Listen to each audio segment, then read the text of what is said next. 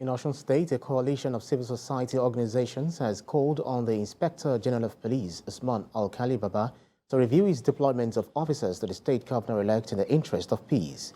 Addressing journalists in Osogbo, the groups alleged that two of the police officers deployed have many cases hanging on their necks and have been recommended for punishment for several human rights abuses by the Judicial Panel of Inquiry on Police Brutality. TVC News correspondent Rafi Hamid reports. A Chief Superintendent of Police, Isaac Omayele, is said to have been deployed to the Osun State Governor-elect as his Chief Security Officer. The same officer who was alleged to have been fingered in several extrajudicial killings in and around the state was also alleged to have shot dead one Abidin Olaleka in Ede on Friday last week, where this house was also burnt. At this press conference in Osogbo, the CSOs thanked the CP for disbanding his tactical squad, but want members of the squad debriefed and those found culpable for extrajudicial killings and violation of human rights sanctioned. We are delighted with the disbandment of the tactical squad that has become so notorious for right violation and all sorts of assault on citizens in Osun State.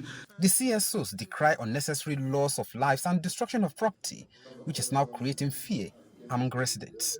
4 or 5 days ago, the whole of Agbesa was shut down by hoodlums who ordered people on that axis to close shop. And it became a point of concern to people in the state that if some set of persons could hold the state or a particular section of the state to ransom, it could escalate.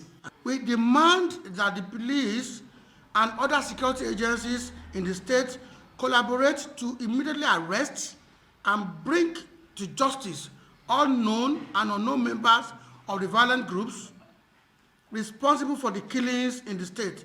They want the report of Osun State Panel of Inquiry on Police Brutality implemented to serve as deterrent to others.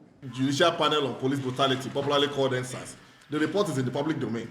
If you go through that report, I can confirm to you that of the 5 that have been deployed as aides to the governor-elect, 2 of them were recommended for one punishment or the other in that NSAS report.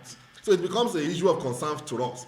The State Commissioner of Police, Olawale Olokode, had promised to ensure thorough investigations into the allegations leveled against members of the tactical squad.